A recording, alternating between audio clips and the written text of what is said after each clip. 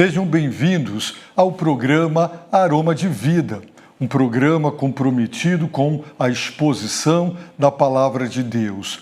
Cremos que a Bíblia é inspirada, inerrante, que ela é absolutamente suficiente e somos gratos a Deus por ter a sua palavra. A pregação expositiva, ela é uma pregação comprometida com o ensino das verdades reveladas e a sua aplicação para a vida pessoal, para o caráter, a conduta, a vida familiar, a vida social, a vida eclesiástica daquele que é salvo pela graça por meio da fé. Este programa está comprometido com exposição bíblica e também sequencial, porque estudaremos vários livros da Bíblia, versículo por versículo. Acompanhe, portanto, semanalmente o programa Aroma de Vida. Estamos fazendo a exposição da primeira carta de Pedro e nós já meditamos, estudamos do capítulo 1, verso 1 até o verso de número 7.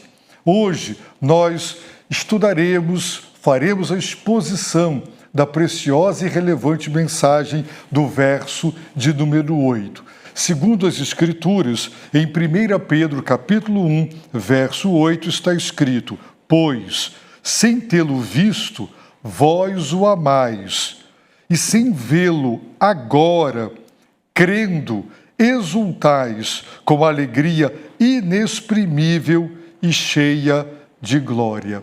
Palavra do Deus bendito. O apóstolo Pedro fez uma breve, porém profunda saudação, um prefácio de grande conteúdo teológico. Então, ele começa a fazer uma exposição da doutrina da salvação. E essa exposição vai do verso 3 até o verso 12. A partir daí, o apóstolo fará todas as aplicações éticas, morais, eclesiásticas, sociais e familiares, mas o alicerce, o fundamento de todas as exortações e advertências é a doutrina da salvação.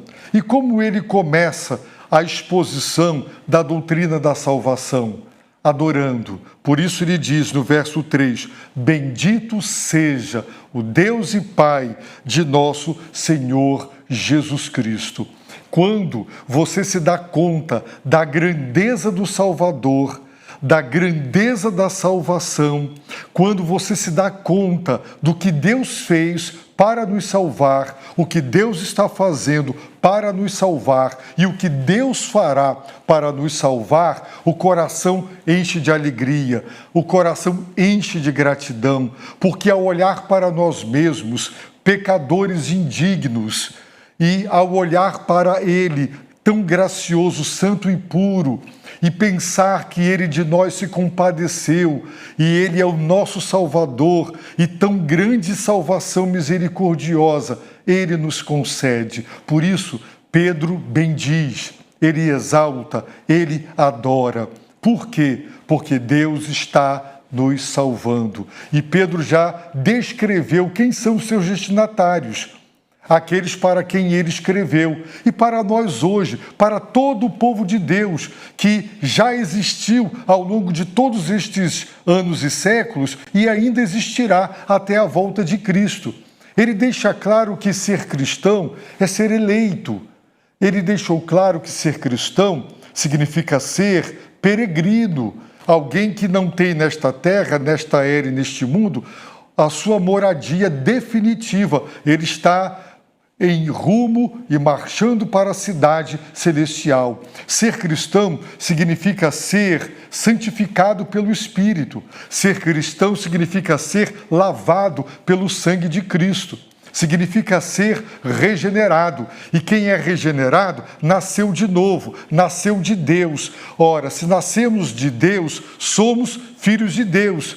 E pelo fato de sermos filhos de Deus, somos herdeiros de Deus. E Pedro diz que Deus está guardando com o seu poder no céu esta herança para os salvos. E ele então deixa claro também que ser cristão é ser alguém protegido pelo poder de Deus mediante a fé, para essa herança que ele está guardando. Portanto, Deus protege a herança para os salvos e Deus protege os salvos para a herança. Salvação esta, por analogia, herança que se revelará, ela já está pronta e preparada, mas ela só será revelada no último tempo. Então, o apóstolo Pedro, ele diz nisso, nessa salvação que Deus operou no passado, está operando no presente e operará no futuro, nisso, em toda esta obra da graça, na vida daqueles que foram e estão sendo salvos, nisso exultais.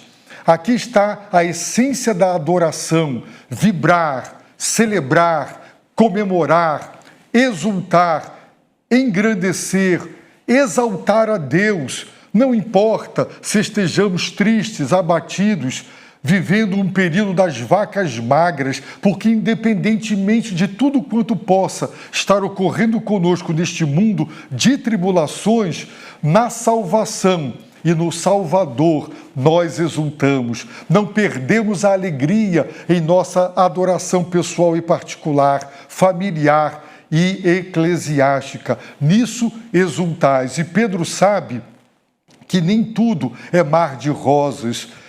Pedro sabe que nem tudo é fácil. Por isso ele diz, e ele reconhece e admite, e a leitura da carta demonstra que os cristãos para os quais ele escreveu, eles estavam sofrendo por causa da sua fé. Eles estavam sendo perseguidos, caluniados, blasfemados, difamados. Estavam sofrendo problemas sociais que estavam trazendo para eles perdas, desonra, desrespeito e vergonha pública. Eles estavam sofrendo, mas o apóstolo disse que ainda que agora, necessariamente, e ao dizer necessariamente, ele está deixando claro que estas provações que nos afligem, elas fazem parte do plano e do propósito de Deus para as nossas vidas. É difícil para nós entender e até mesmo explicar, mas todas as provações que nos afligem e nos fazem sofrer, deixando-nos tristes e abatidos, têm um propósito. E Pedro diz no verso 7, para quê? Ele revela, sim, o propósito. O propósito é para que a nossa fé, sendo submetida a teste e saindo aprovada do teste, o resultado desta aprovação é que a fé, ela é vista como comprovada, genuína e autêntica. E quando a fé sai assim comprovada, isto é, aprovada depois de testada, o resultado desta aprovação é que isto redunda em honra, glória, diz o apóstolo Pedro, e louvor na revelação de Jesus Cristo.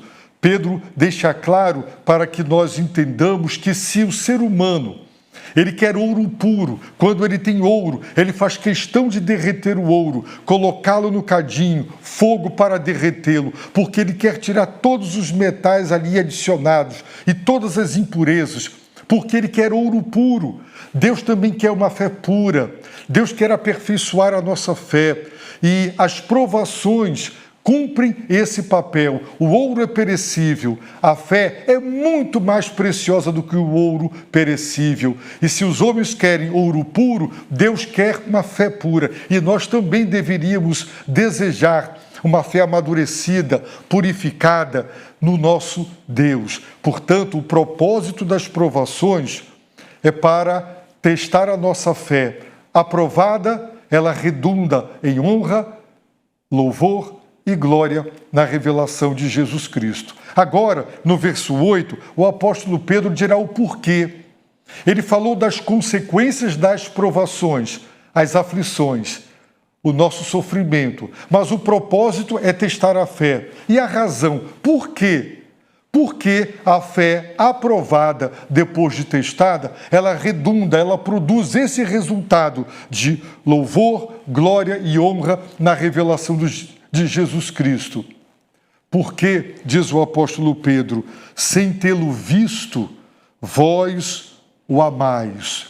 e, sem vê-lo agora, crendo, exultais com alegria inexprimível e cheia de glória. Que revelação tremenda! Sim, os cristãos sabem que a salvação está preparada para se revelar no último tempo e que a fé aprovada depois de testada, na revelação de Jesus Cristo, que também será no último tempo, quando a salvação preparada, ela se manifestará em plenitude e consumada, Pedro sabe que esta revelação do Senhor, ela se dará no futuro. Mas a fé cristã, ela não é uma religião. A fé cristã não pode ser reduzida, nem restringida ao obedecer e cumprir os ritos e as cerimônias de uma religião. A fé cristã é um relacionamento vivo com o Cristo vivo. Ele se manifestará no futuro, será a sua revelação. Mas aqui e agora, o cristão conhece Jesus Cristo, ama Jesus Cristo, crê em Jesus Cristo, apesar de nunca tê-lo visto, apesar de agora não vê-lo, mas o povo de Deus conhece o seu Salvador. A fé cristã é um encontro pessoal de transformação quando Ele nos visita, nos fazendo nascer de novo, ao nos ressuscitar espiritualmente, ao nos dar uma nova vida, ao nos lavar no seu sangue. Sim, nós conhecemos o Senhor e nós já o amamos. Por isso Pedro diz que este resultado da fé comprovada depois de testada redundará em glória, honra e louvor na revelação de Jesus Cristo, pois sem tê-lo visto. Os cristãos para os quais Pedro escreveu nunca tinham visto Jesus pessoalmente, como o próprio Pedro tinha. Nós também não. Nós nunca vimos o Senhor quando encarnado. Vós o amais. E há quem diga: como você pode amar alguém que você nunca viu pessoalmente, com quem você nunca teve um contato direto, com quem você jamais se relacionou? Pois é, o Cristo vivo e verdadeiro, Ele nos ama e nós o amamos. Pedro escreveu para várias igrejas, com dezenas, com centenas de cristãos espalhados em 5 regiões da Ásia Menor, como vimos no prefácio desta carta. Pedro não os conhecia, provavelmente, não os conhecia pessoalmente, mas Pedro afirma que eles o amavam. O tempo do verbo está no presente, dizendo que eles o amavam contínua, ininterruptamente. Eles não paravam de amar, estavam sofrendo por causa dele, estavam sofrendo em virtude da sua fé no Senhor. Mas apesar de todo o sofrimento e de nunca tê-lo visto, eles o amavam ininterruptamente, continuamente. E nós sabemos que essa é a expectativa do Senhor. Lemos no Evangelho de Mateus, no capítulo 10, verso 37, o próprio Jesus dizendo: quem ama seu pai ou sua mãe mais do que a mim, não é digno de mim. E quem ama seu filho ou sua filha mais do que a mim, não é digno de mim. Ora, Jesus deixou claro que você pode amar pai, mãe, filho, filha, não tem problema, mas você tem que amá-lo mais do que a todos eles, porque a sua fidelidade será para aquele a quem você mais amar. Portanto, o Senhor espera que os salvos, os seus discípulos, os convertidos o amem. Por isso, ele também diz, segundo o Evangelho de João, no capítulo 14, está escrito: disse Jesus, se me amardes, obedecereis aos meus mandamentos. Aquele que tem os meus mandamentos e a eles obedece, esse é o que me ama. E aquele que me ama será amado por meu Pai, e eu o amarei e me manifestarei a ele. Também está escrito, um pouco mais à frente, neste mesmo Evangelho, nós amamos porque ele nos amou primeiro. Jesus como acabamos de ver nas passagens bíblicas, ele quer ser amado. Mas nós o amamos, e esse amor nosso por ele é uma resposta, é uma reação do amor dele por cada um de nós. É exatamente isso o que nós encontramos em Lucas, capítulo 7, verso de número 47. Quando aquela mulher pecadora, ela chorou nos pés do Senhor, enxugou com seus cabelos os seus pés, beijou os seus pés. Ela foi criticada e Jesus também. Então, lá no final do texto está escrito: por isso são palavras de Jesus, te digo, os pecados dela, que são muitos, lhe são perdoados, pois ela amou muito. Mas aquele a quem se perdoa pouco, este ama pouco. Aquela mulher amou muito o Senhor, porque ela foi tão amada pelo Senhor, que ela foi perdoada. E quanto maior é o pecado, maior é o perdão. E quanto maior é a vida degenerada, mais amor para produzir mais perdão. Portanto, se ela amou o Senhor, se ela muito amou, foi porque ela foi muito amada. E o perdão que ela recebeu do Senhor foi para ela a prova de que ela era tão amada pelo Senhor. Pedro diz: pois, por quê? Porque a fé comprovada, aprovada depois de testada, ela produzirá o resultado de honra, glória e louvor da revelação de Jesus Cristo. Porque, sem tê-lo visto, vós o amais.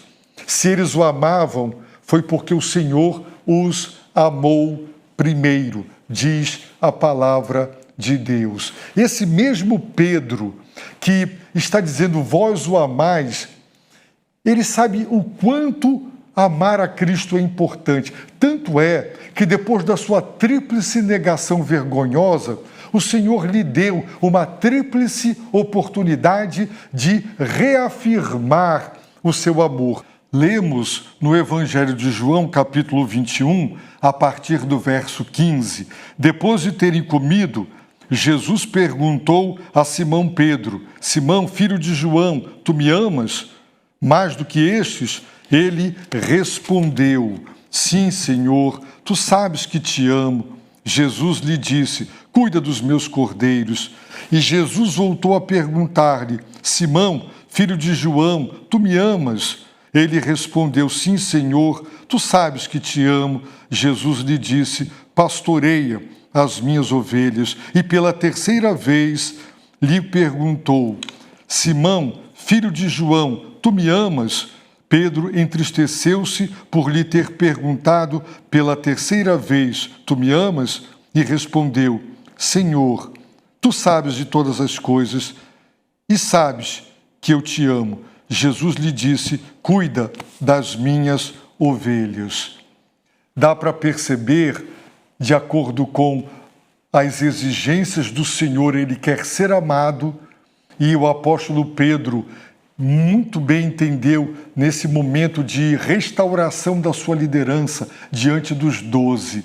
Portanto, o apóstolo está dizendo: vocês nunca o viram, mas vocês o amam continuamente, porque vocês foram amados primeiro. Então ele acrescenta: sem vê-lo agora. Eles nunca o tinham visto e continuavam a não vê-lo, como nós também hoje. Crendo, diz o apóstolo Pedro, exultais. Veja, crendo. A capacidade do cristão, da igreja, em qualquer situação, mesmo em meio a tanto sofrimento e perseguição, a capacidade de exultar, como Pedro disse, nisso exultais, de adorar, de celebrar, de comemorar, de enaltecer, de engrandecer, de ter grande alegria e êxtase no culto pessoal e particular, familiar e eclesiástico, é por causa da fé. É a fé que nos capacita para, sem vê-lo agora, exultar. Por isso, o Senhor prova a nossa fé, porque a fé precisa ser purificada. Se o homem quer ouro puro, Deus quer uma fé pura, porque é através da fé que o poder de Deus, Pedro já havia dito no versículo 5, somos guardados pelo poder de Deus mediante a fé. Então, crendo, nós cremos.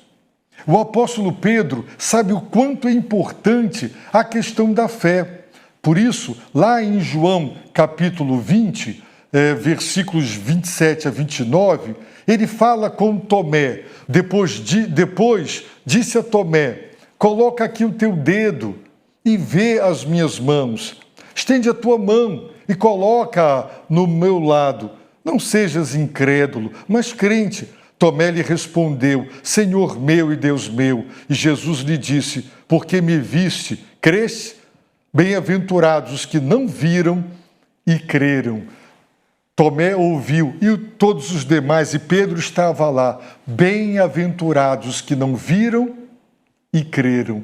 Agora, após a ressurreição e a ascensão, o critério não é ver para crer, mas ouvir a palavra de Deus e crer. Por isso Pedro está dizendo, sem vê-lo agora, crendo. É por isso que em 2 Coríntios, capítulo 4, verso de número 18, nós temos esta declaração: pois não fixamos o olhar nas coisas visíveis, mas naquelas que não se veem, pois as visíveis são temporárias, ao passo que as que não se veem são eternas. E à frente, Paulo diz: porque vivemos pela fé e não pelo que vemos. Sim, a vida é pela fé, não é pelo que vemos. E Pedro está dizendo: vocês nunca ouviram, vocês continuam sem vê-lo, crendo. É pela fé que vocês sabem que ele é vivo, verdadeiro, real. Vocês experimentam o seu amor salvador, regenerador, libertador, e vocês o amam, e crendo que ele é um Cristo vivo, exultais.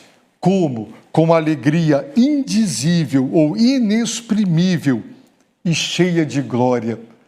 É assim que se adora a Deus, exultais.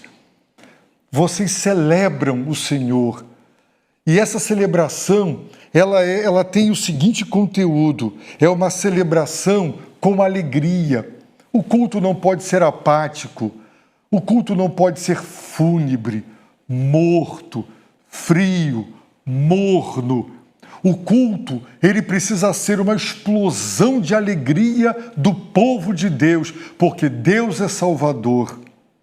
E a salvação é pela graça, por meio da fé. E nós somos pecadores perdidos, caídos, não temos mérito, não somos dignos dessa salvação tão maravilhosa. O culto, não importa se você está endividado, se separando, enfermo, passando pelo que estiver passando, porque, como diz o apóstolo Pedro, por um pouco de tempo. É temporário. Vai passar, mas a salvação é eterna e o Salvador é eterno.